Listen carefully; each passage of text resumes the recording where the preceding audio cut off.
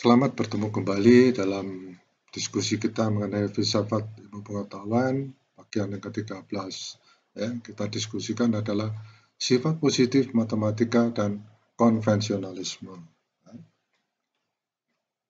Ini adalah beberapa orang ya, yang saya sebutkan di sini. Sebenarnya masih banyak lagi ya, tapi hanya saya ambil beberapa yang mempunyai pendapat berbeda mengenai pendapat-pendapat filsuf-filsuf yang lalu ya. Ya, dalam hal ini yang jadi perdebatan adalah mengenai positivisme matematik dan konvensionalisme. Ya. So, George Berkeley ya, ini mengkritik ya tentang versi Newton tentang kalkulus diferensial ya, dan kritik positivistik terhadap fisika Newton. Ya. Kemudian yang kedua Ernest Mach ini ya, ini seorang fisikawan ya. Jadi ini yang memberikan kontribusi mengenai mekanika, ya, kemudian akustik, termodinamika dan psikologi eksperimental. Ya. Di samping dia juga adalah seorang filsuf ya, filsafat ilmu. Ya. Ini dia melawan intuisi mengenai interpretasi metafisik ya, ke dalam fisika. Ya. Yang ketiga itu adalah Henry Poincare, ya, membuat kontribusi penting untuk matematika linear dan mekanika. Ya. Jadi dia yang pendapatnya mengenai elektron ya, ini dia mengkritik Einstein ya mengenai teori relativitas khusus ya. Ini ada tulisannya ya. Mungkin dari tulisan ini Anda bisa mereview ya, mencari sumber lain untuk mengetahui isinya ya. Ada lagi Karl Popper ya, dia seorang profesor logika, logik ya, dan metode ilmiah dari Universitas London ya. Popper mengkritik ya pencarian lingkaran Vinaya ya. Ini coba dibaca juga apa yang dimaksud dengan lingkaran Vinaya, Vina Circle ya. Popper menambahkan the open society and its enemies. Jadi waduh, musuh-musuh open society dan musuh-musuhnya ya, sebuah serangan terhadap kritik ya terhadap Plato ya, Hegel, Marx dan semua pikir yang memaksakan hukum ya yang tak terhindarkan pada sejarah ya. Jadi sejarah ilmuwan ya, sejarah hukum apapun ya. Positivisme matematika Berkeley. Salah satu kritikus awal ya, filsuf ilmu Newton adalah George Berkeley. Seorang filsuf yang mencapai ketenarannya karena telah mengajukan sejumlah argumen untuk membuktikan bahwa zat material tidak ada. Wah ini ya, sekali lagi ini jangan jadikan ini ya aturan, tapi ini sejarah ya. Jadi ada pendapat bahwa material itu tidak, zat material itu tidak ada.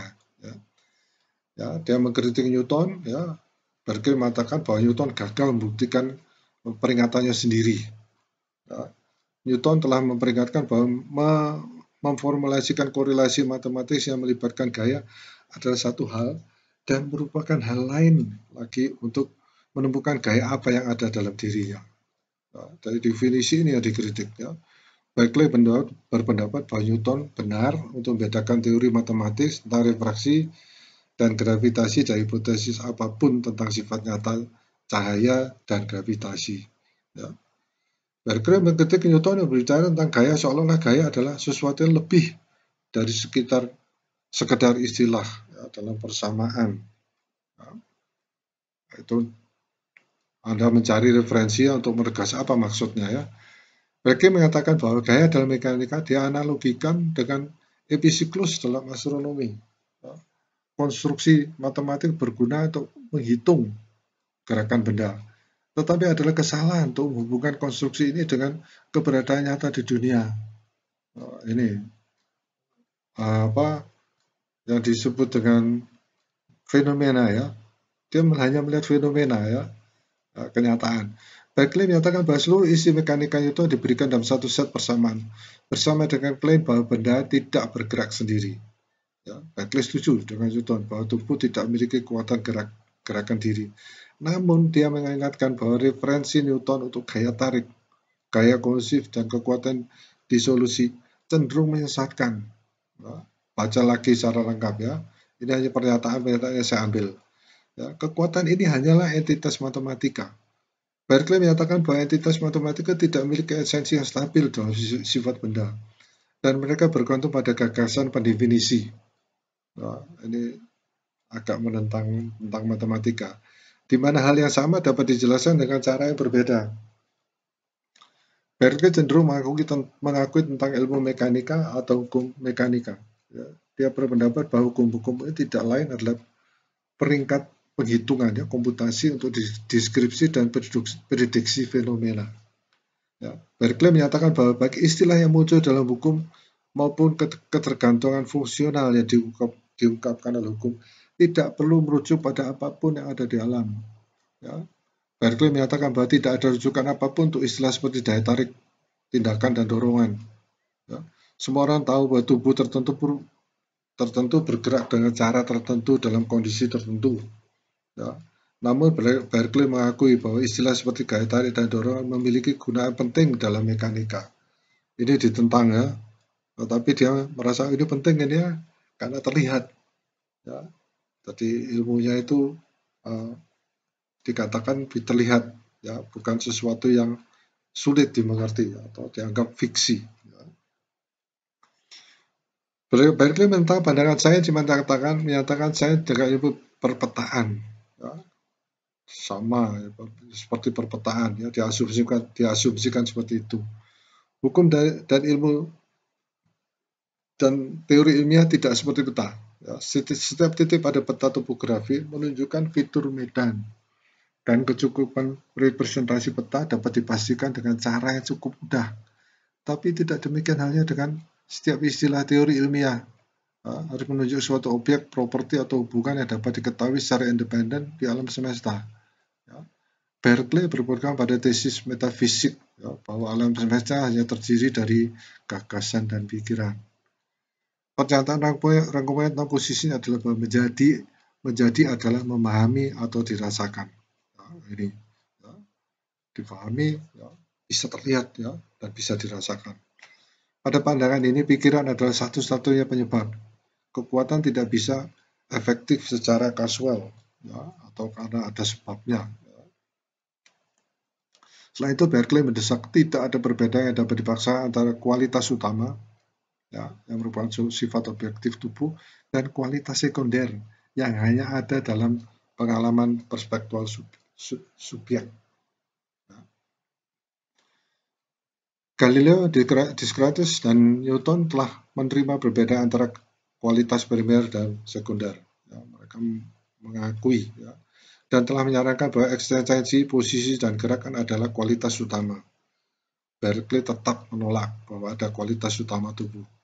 Dia bersikeras bahwa eksistensi dan gerakan adalah kualitas yang masuk akal. Ya. Make sense, cukup untuk setara dengan panas dan yang masuk akal cukup ya, itu setara dengan panas dan kecerahan.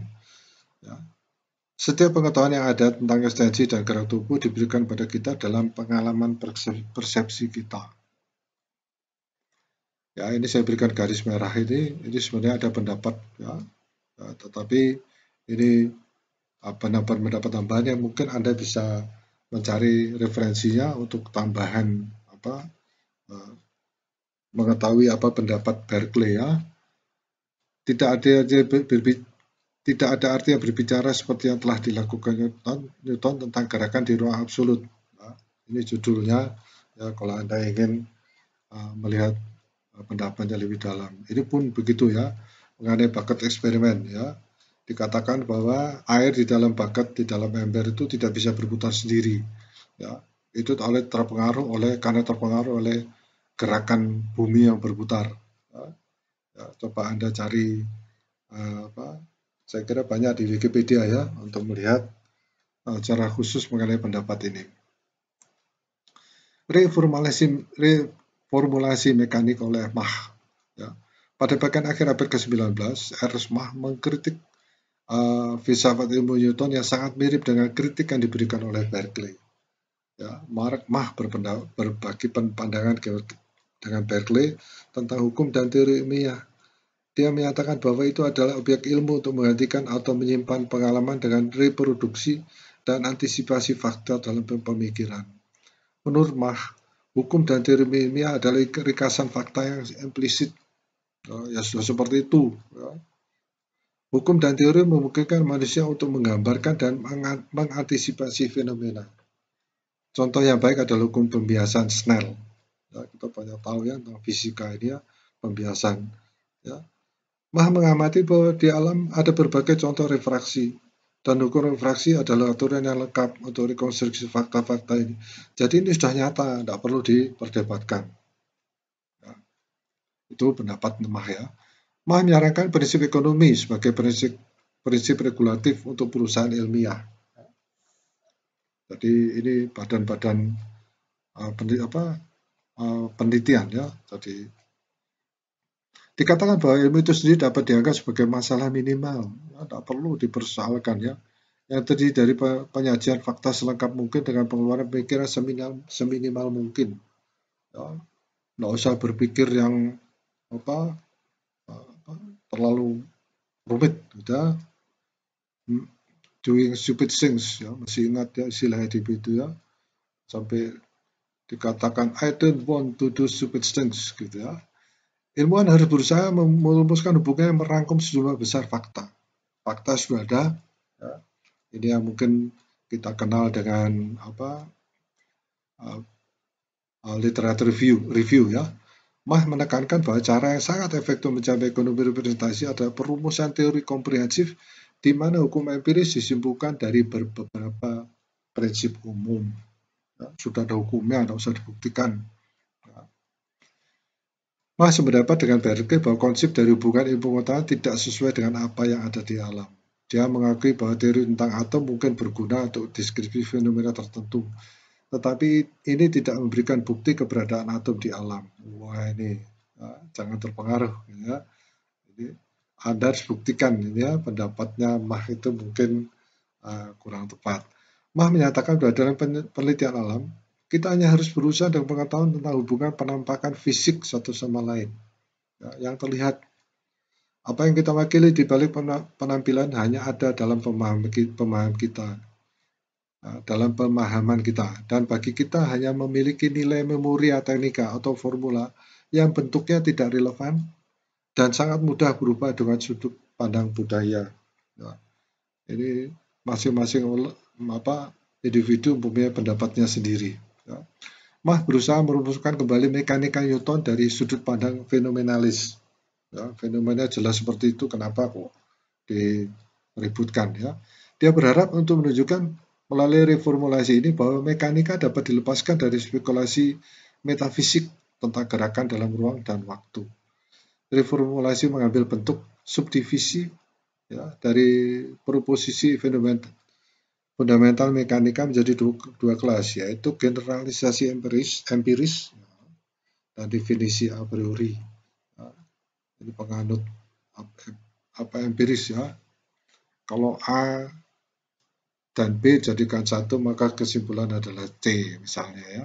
Menurut Mach, generalisasi empiris ya, dasar mekanika adalah pertama bahwa benda-benda yang terletak berlawanan satu sama lain menginduksi satu sama lain dalam keadaan tertentu yang ditentukan oleh fisika eksperimental. Ya, percepatan yang berlawanan dengan arah garis penyimpangan mereka. Oh ini menarik ya, mengenai percepatan ya, yang saya katakan. Ya, percepatan itu mempengaruhi, sehingga dari dasar inilah ada beberapa penelitian yang mencoba meneliti suatu ruangan yang mempunyai percepatan yang nol. Ya, misalnya dengan menjatuhkan suatu ruangan ya, jatuhkan dari ketinggian tertentu ya, yang mempunyai kecepatan jatuh tertentu sehingga percepatan itu menjadi nol. Ya, itu sangat sulit ya. Tapi ada beberapa percobaan, ya beberapa penelitian mengenai hal itu. Bahwa rasio massa dua benda tidak bergantung pada keadaan fisik benda. Bahwa percepatan masing-masing benda A, B, dan C menginduksi dalam bentuk K, ya, tidak tergantung pada satu sama lain. Untuk generalisasi empiris ini, Mach menambahkan definisi rasio massa dan gaya. Perbandingan massa dari dua benda adalah perbandingan terbalik negatif dari percepatan yang saling diinduksi dari benda-benda itu. Dan gaya adalah produk massa dan percepatan. Nah, ini munculnya ya, ilmu mekanika itu di sini. Ya, ini banyak diteliti, diamati sehingga muncul ilmu mekanika yang kita kenal saat ini. Mach menganggap generalisasi empiris sebagai kebenaran bersama yang dikonfirmasi oleh bukti eksperimental. Seharusnya generalisasi ini akan dimanipulasi jika hasil eksperimen ternyata berbeda dari yang diamati. Hasilnya berbeda ya. Nah, umumnya di sini yang dilakukan adalah penyesuaian-penyesuaian ya, atau yang disebut dengan manipulasi. Jadi sekali lagi saya berikan garis merah. Ya. Di sini coba Anda review ya dari apa yang dikatakan Mach yang menekankan bahwa generalisasi dan reformulasi menjadi signifikan secara empiris ya, hanya pada spesifikasi prosedur untuk mengukur interval spasial dan interval temporal ya, spasi ya. Ungkapan dalam keadaan tertentu yang ditentukan oleh fisika eksperimental yang terjadi pada generalisasi pertama menyembunyikan masalah. Nah, ini umumnya ada suatu hipotesis yang mungkin bertentangan dengan hipotesis yang lain, kemudian dihilangkan. Nah, ini mungkin dianggap kurang bijaksana ya. Fisikawan berusaha untuk menguji generalisasi untuk sistem terisolasi yang tidak terpengaruh oleh perubahan di luar sistem itu sendiri. Tetapi kegagalan untuk mencatat percepatan yang berlawanan dalam arah garis persimpangannya dapat dianggap sebagai bukti bukan bahwa generalisasi itu salah, tetapi bahwa kedua benda tersebut telah sepenuhnya diisolasi dari pengaruh yang mengganggu. Ya, seperti contohnya ya tadi ada penelitian mengenai membuat percepatan sampai dengan 0. Seorang fisikawan yang tertarik untuk mempertahankan dengan segala cara generalisasi yang dimaksud dapat menggunakannya sebagai konvensi atau aturan untuk menentukan apakah suatu sistem benda memenuhi syarat sebagai sistem yang terisolasi. Sebagai konvensi hubungan ini tidak akan tunduk pada konfirmasi atau sanggahan. Ya. Jadi artinya ada yang menyanggah tapi diabaikan. Ya. Jadi ini yang kadang-kadang membuat suatu kontroversi, ya. Tetapi semua itu bisa diantisipasi dengan adanya hipotesis-hipotesis yang mendukung. Selanjutnya adalah pernyataan Duhem tentang logika diskonfirmasi. Sudut pandang konvensionalis mendapat dukungan lebih lanjut dari analisis diskonfirmasi hipotesis Pierre-Duhem. Ya. Duhem menekankan bahwa prediksi bahwa suatu fenomena akan terjadi dibuat dari seperangkat premis yang mencakup hukum dan pernyataan tentang kondisi antecedent, ya, yaitu hal ihwal yang terjadi dahulu, ya, terjadi sebelumnya, terutama tentang riwayat hidup atau masa lampau seseorang. Ya. Tapi dalam hal ini adalah hukum yang terjadi atau aturan yang terjadi pada masa yang lalu. Ya. Pertimbangan kasus di mana hukum semua kertas lakmus biru berubah menjadi merah dalam lautan asam diuji dengan menempatkan selembar kertas lakmus ya, dalam cairan, ya, atau mungkin selembar kertas ya di dalam cairan. Diperkirakan bahwa kertas berubah menjadi merah berdasarkan argumen deduktif berikut ini. Hukum mengatakan bahwa untuk semua kasus, jika selembar kertas lakmus biru ditempatkan dalam larutan asam, maka warnanya akan berubah menjadi merah.